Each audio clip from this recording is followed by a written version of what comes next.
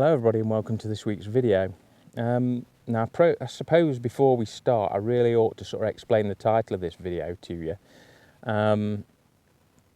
It's really come about because I've had a pretty brutal 10 days of wildlife photography, brought on by myself, I have to admit, but it's really required me to come away and just sort of reset myself as far as wildlife photography was concerned.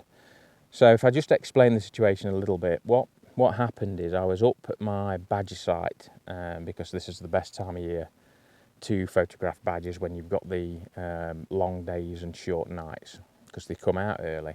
And I wasn't having much luck with it, but on the way back on that particular day, there's a field just up from there that is a really beautiful meadow, and there was a barn owl hunting over it. Now, if I explain, next to this field, there's another field with a barn in it and a barn owl box, which is generally occupied during the breeding season.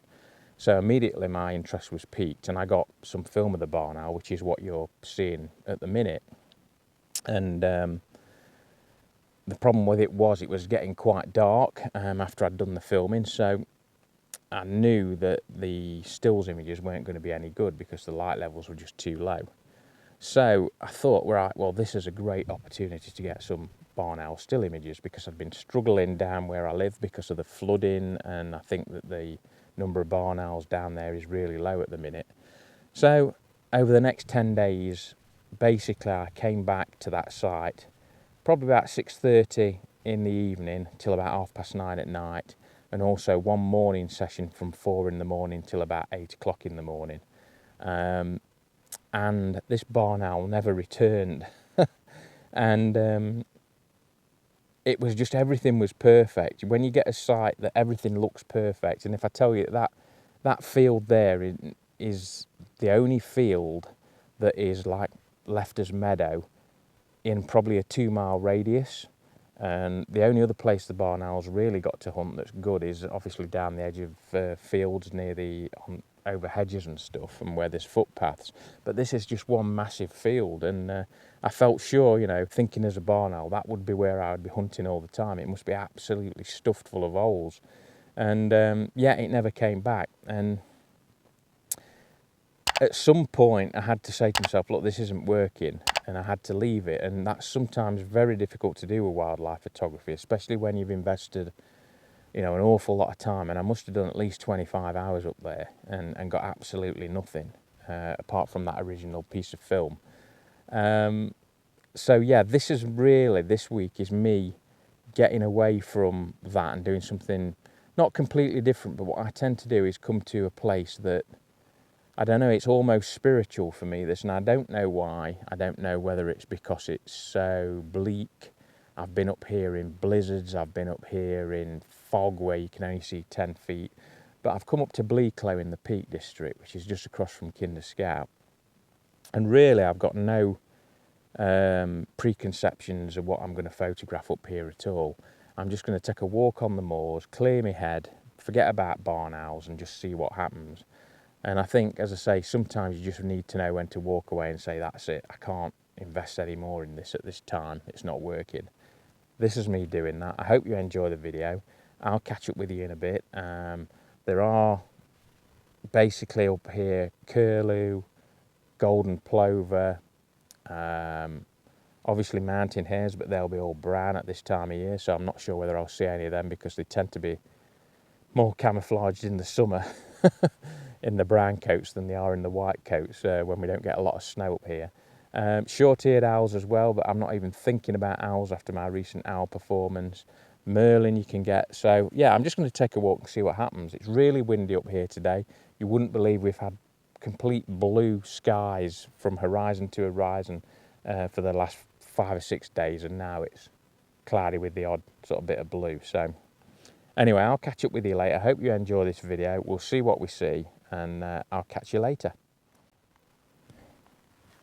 Right, I've literally not come too far actually, and I have bumped into some curlews, so there's quite a few down on this section of the moor. They're a little bit lower down than I expected. You probably won't be able to hear them on this microphone, and I'm hoping that the wind noise is not too bad. I've come down into this little gully because it is, as I said today, very, very windy up here, surprisingly. So I've managed to get a couple of images. They seem to be okay on the back of the camera. It's a pity about the grey sky, although a grey bird with a grey sky, I don't know, might look quite nice in black and white, so I might convert one of those. I'll just have to have a look, see what it looks like. And yeah, it's a brilliant start, so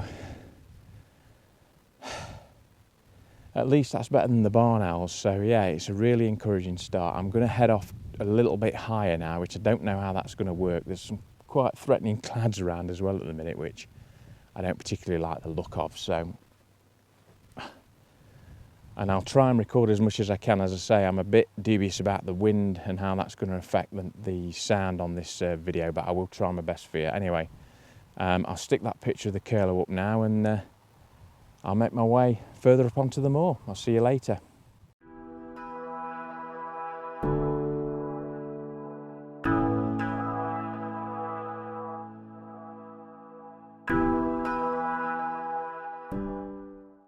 Right, well, I'm sorry I'm having to keep getting down in these gullies to record any video today. It's just, as I've said several times before, it's so flipping windy. I've just managed to sneak up, well, semi-sneak up on a mountain hare, and I'll stick that image up in a minute. But it's interesting to note that it's I think much more difficult in the summer to sneak up on them than it is in the winter. I think there's two things at play. I think in the winter, because we get so little snowfall up here now, a lot of the time they're white, and their environment is as it is now, basically, perhaps a little bit browner. And they're very easy to spot from a distance, so you can plan a route to get into a position to get an image of them.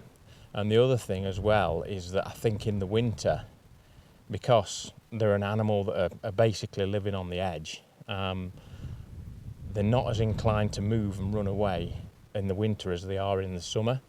So in the summer, you can't see them because they're brown, and the landscape they're in is pretty brown as well, so they blend in really well, so you don't see them as early.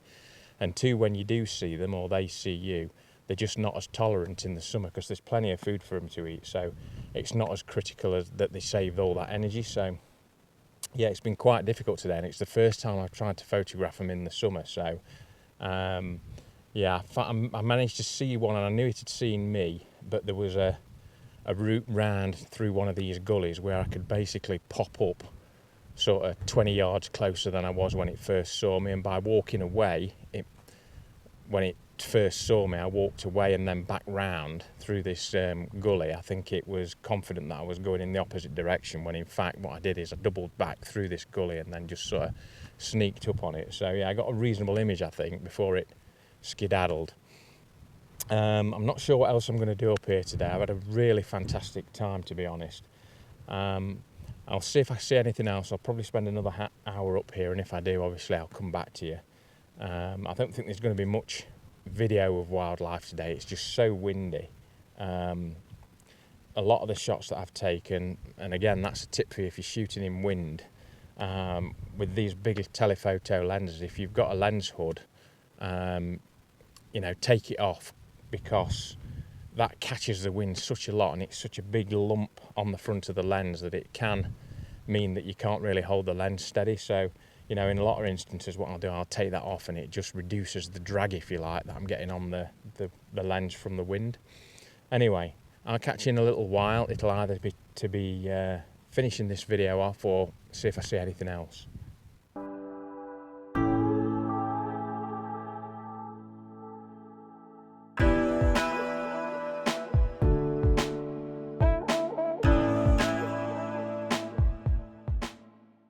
Right, I've just dropped down into one of these ditches again. I don't know if you can hear that curlew on this microphone or not. Yeah, I think that's going to be it for today. It looks like the weather is closing in quite a bit, so I've made my way back down to a lower level. I hope this audio is coming through all right.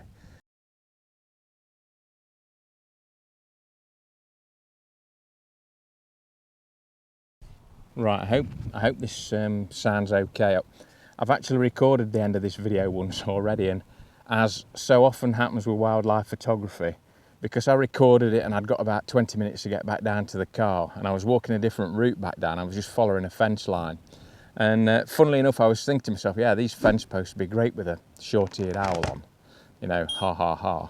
And I got a couple of curlews above me kicking off. And I looked round and thought, oh, that's not a curlew. Anyway, at a closer inspection, I've got a short-eared owl hanging in the wind above me. So what I've done, I've just sort of basically dumped everything on the floor, took some shots. I mean, literally, it's been hanging in the wind above me. Pity about the sky. I had a little bit of light, so I might have got some reasonable images with some nice sort of sunlight, a little touch of sunlight, I'm not sure. But just so pleased really to get that.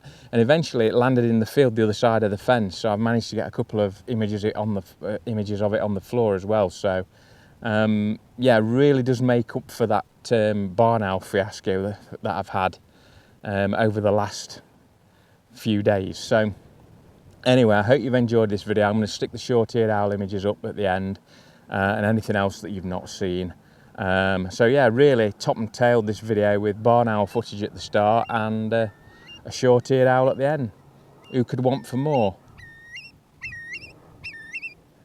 Curlew again.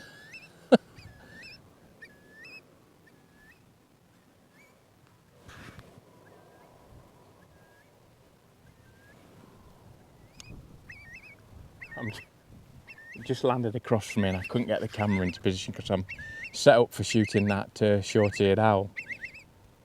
I'm going to sit here for a while longer, see what happens. Anyway, I'll see you next week for another video. I've really enjoyed making this one, as you can tell. It doesn't always happen like this, but when it does, it's absolutely fantastic. I hope you've enjoyed this video. If you have, please give it a thumbs up and a like. And yeah, put any comments that you like in the comments below. Really love to read them and I always reply to them all. And anybody who's not subscribed to the channel, please think about subscribing. It really does help the channel grow. And yeah, I'll see you next week for another one. Cheers, bye.